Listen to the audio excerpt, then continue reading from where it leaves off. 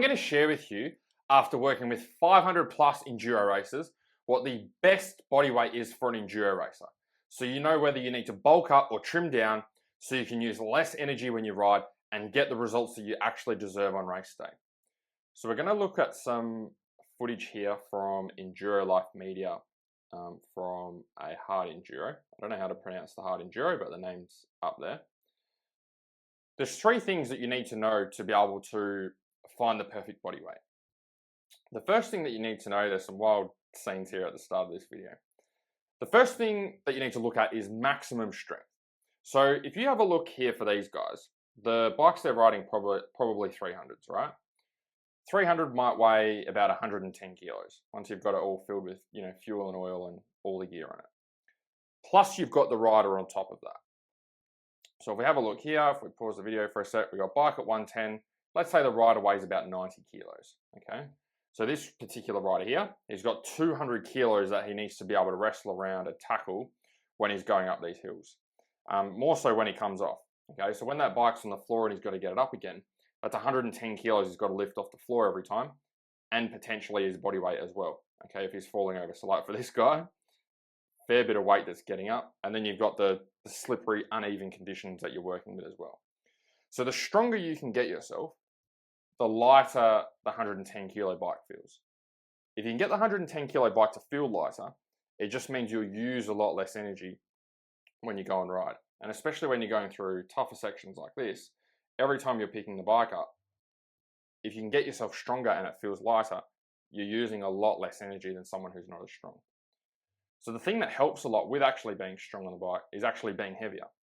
So if you look at weightlifting, weightlifting is Olympic weightlifting, and powerlifting is put into weight categories. And the reason they do it in weight categories is because they know that the heavier you are body weight wise, the more weight you're able to move, all things being equal. Okay, so if you had everyone doing the same training program, the person that's heavier is going to be a lot stronger than the person who is lighter. Okay, so being heavier is definitely an advantage for strength and for making it easier to pick the bike up off the floor. How it feels if you don't nail this. So if you're someone who's really light, okay, on the bike and not as heavy, what's going to happen is you're going to find it very hard to be able to pick the bike up through different sections. So for these guys, as they're going through here, if you're going through and staying on the bike, then being light is great. It only becomes a problem where you're really wrestling the bike around, say through rock gardens or picking the bike up. So like scenarios like this where you're holding the bike on the side while it's in the water, and then you're trying to push it through and you're clutching it and you're on your knees and you're getting up and down. That's when it becomes really hard. And what happens is your muscles start to burn quickly. You use a lot of energy in a very short period of time because the bike's very heavy for you. And especially after tough sections like this, it takes it out of you for the following sections. So you might be able to get through here and you're like, yeah, I can muscle the bike around, I can lift it. See how much of the bike is having to lift and move. You might be going, yeah, I can move it and I can move it around okay and it's not that heavy. But the thing is, your strength's here and lifting the bike is taking up almost all of your strength, right? Whereas if you can get yourself stronger or get yourself a little bit heavier, then you have a gap like this. So you don't use as much energy when you're out there riding and racing, and it doesn't affect the following sections. That's probably really the big thing for hard enduro is you don't want to have one tough section that takes it out of you for the rest of the sections. So when you do nail this and you're heavy enough to be able to have the strength that you need to wrestle the bike around, you use a lot less energy going swimming. You use a lot less energy picking the bike up and putting it back down, especially through tougher sections. And that means you can recover faster between sections. So it's all well and good having the skills to get through certain hard enduro sections, and that's great. But your skills will disappear if you have a lot of fatigue there. So the heavier you are, the stronger you can get yourself, the easier it is to wrestle the bike around like through these sections, then the more energy you're going to have for the rest of the race. Number two is you want to maximize endurance. So obviously for an enduro, I don't know how long this specific hard enduro goes for, but let's say a hard enduro might go for 3 hours, okay, at the least. In terms of the 3 hours, you have to have a lot of endurance there to be able to ride the bike for that period of time. So if you're someone who's really heavy on the bike, what that's going to mean is it's going to be very hard for you to be able to get all the way through the race at a good speed because you've got a lot more weight to be able to get through. So let's say for these guys here, if we pause it for a sec, let's say for this rider, right, he's a bit smaller, but let's say this rider, he's got a 110 kilo bike, and then let's say his body weight is 120 kilos, okay? What that means is he's got 230 kilos there that he's got to wrestle around for 3 hours all the way through the race. Whereas let's say for this rider here, let's say he weighs 80 kilos. He's only got a 110 kilo bike. He's only got 190 kilos. So this guy would have an extra 40 kilos that he's got to wrestle around for 3 hours. Now, for 40 kilos is a decent bit of weight, right? It's like 4 10 kilo weight plates at the gym.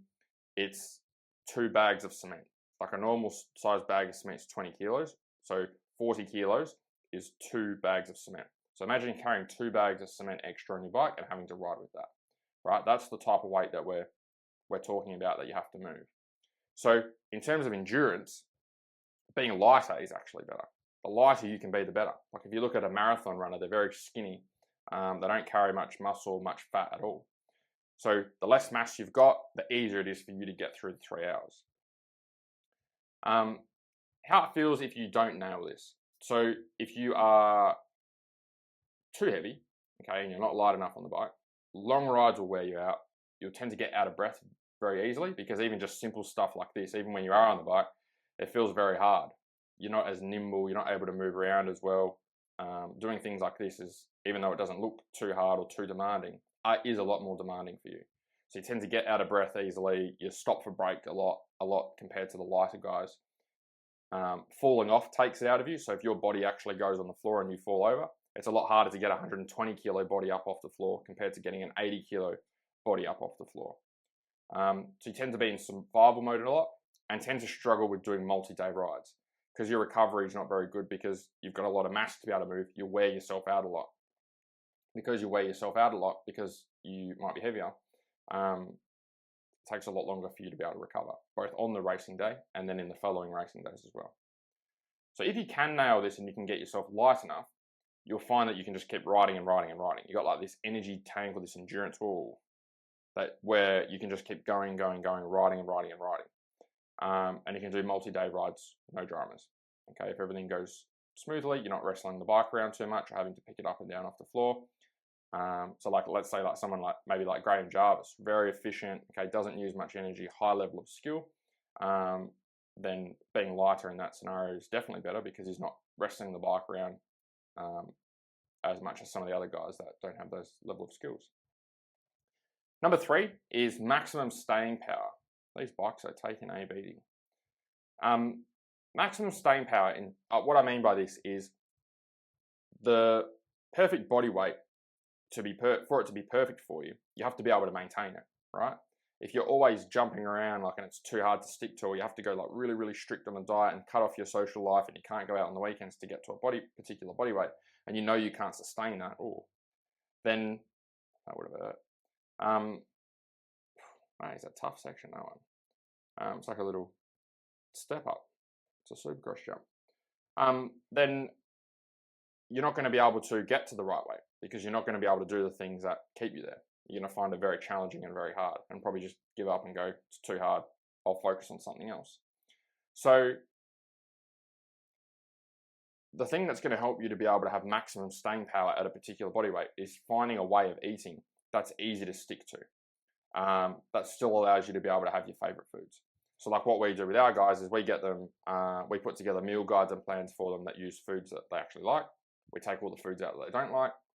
We make the meals really simple and easy to follow, and still show them a way where they can have a beer if that's what they like, or a bowl of ice cream, or go out. You still want to be able to live your life and enjoy yourself and eat your favorite stuff. If you can still eat your favorite stuff and maintain a specific weight, then that's awesome because you know you can keep it up. If you don't nail this with the staying powers, you just find your body weight goes up and down all the time and you just get frustrated with yourself. You might go super strict and go, I'm going to do carnivore, and you do carnivore for a bit and lose a whole heap of weight. But then you're like, oh shit, I can't go out on the weekends and I can't enjoy myself and I can't have breakfast with the kids and I can't have ice cream anymore. And then you don't stick with it. And then you rebound and go the other way and then you start gaining weight, right? So you get that yo-yo going up and down. If you can nail it though and you can find something that you can stick with over months and years rather than over days and weeks, then you'll find that it's easier to be able to stay at the right body weight for enduro, and you can perform consistently and well all year round, not feel like you have to put your life on hold. So in saying that, what's the best weight for an enduro racer? You need something that lets you muscle the bike around easily. So you need to have enough body weight to be able to allow you to have that strength. You need to be light enough though that the body weight you have lets you have the endurance to actually do the full enduro. And you need to be able to have something eating wise that you can sustain all year long without a life consuming diet that doesn't allow you to do anything else. Okay, especially if you're not an elite rider, you're probably not going to have the motivation and drive to be able to do that or even want to do that. There's other areas of your life that you want to spend time on and enjoy as well. Which ultimately means there's actually no ideal body weight. Okay, it's completely different for every racer based on your commitment to racing, based on your body type, based on how tall you are, okay, based on how much training you do, based on how much riding you do. But if you can hit those 3 requirements, that's going to at least get you moving in the right direction. In saying that, if you'd like a copy of my race day enduro nutrition guide, you can grab a free copy. I'll put the link in the description below for you. What this will do is show you how to fuel yourself on race day. So today we've talked about a lot about getting to the right body weight. Once you're at the right body weight, then you need to know how to fuel yourself when you're actually out there on the bike to be able to go the distance. That's going to help you with that.